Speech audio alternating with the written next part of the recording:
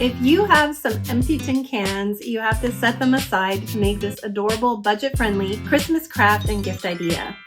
Hi creative friends, I'm Jane from Sustain My Craft Habit and welcome back to our channel. We're working on a whole bunch of really fun upcycling ideas for Christmas, and this smashed can project is a little teaser for what we have upcoming. I started by thoroughly washing out my can of beans. My oldest daughter is on a health kick and needing a lot of protein in her diet, so we've been going through lots of cans, and maybe that's why I finally was motivated to make this craft. But after washing it, I just peeled off that label from around the outside. It came off pretty easy.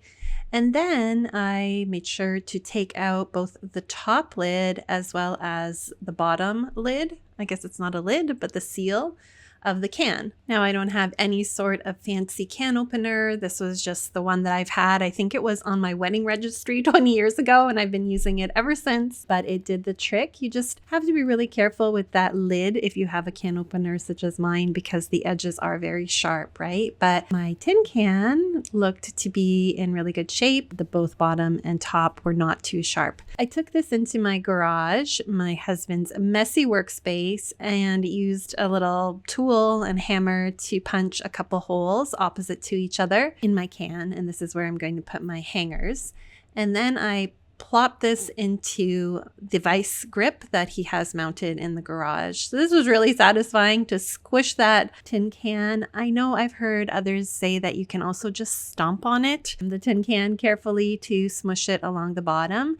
If you do have something like this press, it really makes a much more even edge, and it turned out really well. I did have to take it out and then I clamped both corners as well to get it as tightly closed as possible, but it wasn't fully closed. There was still a gap on the bottom. And that's all that went into actually prepping my can. So now it was ready for embellishing. I did this on a Facebook Live recently. These are really fun. I'm going to start to do YouTube lives as well soon. So please keep an eye out for that if you enjoy live crafting. I love it because I always ask my viewers to help me decide on the themes. They usually have a couple napkins, for example. And so this is the one that was selected for our particular craft. And I'm really glad that we went with this vintage camper because it just was the perfect size for this craft and gave it such a nice, nostalgic, beautiful feel. Once I had separated out the piece of the napkin that I wanted to use, I just used my water pen to trace around there and then tore that out from the rest of the napkin. You could also cut it out with scissors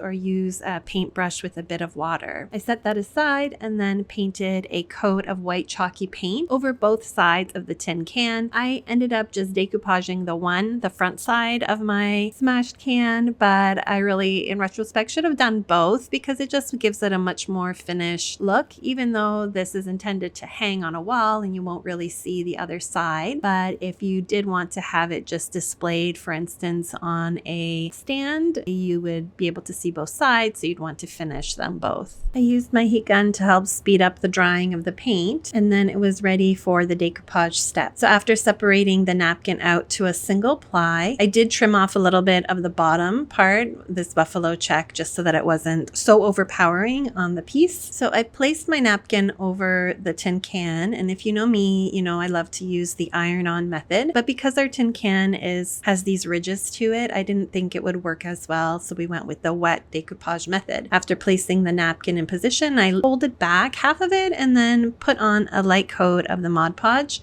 and then place my napkin over top. It's that simple. You just have to go slow, and then I use the brush to help press the napkin into all the little grooves of the tin can.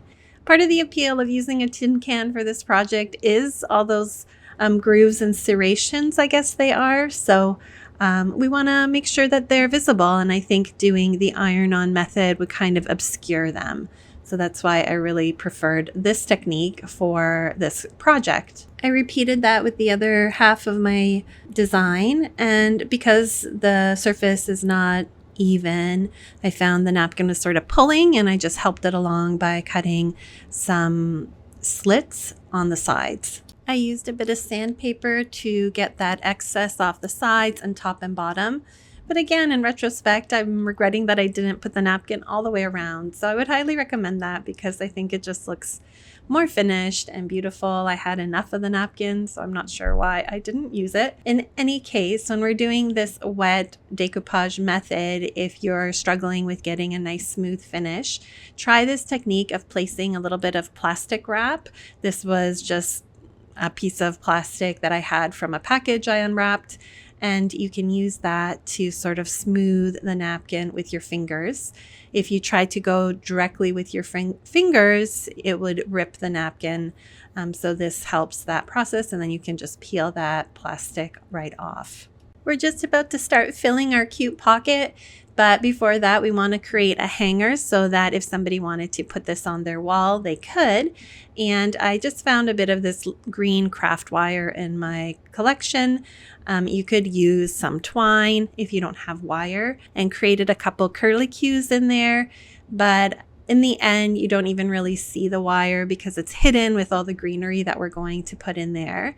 But just in case, for that finished edge, we're just going to put that into those holes that I had punched out earlier. And somebody on my live suggested adding some wood beads to help hide those sides and make it look a little bit more finished on both sides. Next, we're going to fill our little pocket with some festive greenery and red berries. Ideally, you could put some styrofoam in there, like floral foam, and then pick your pieces inside. I didn't have them at hand, so I just started stuffing these green stems in there. Some came from, I think, Michael's a couple of years ago. The others I pulled off of a Dollarama garland, and really just kept going, filling the greens at the back and then layering in some of those red flowers. I think they came from Dollar Tree this season, and some of the red berries, just to really make it nice and full. And as I was brushing off a seal coat of Mod Podge to help protect the surface,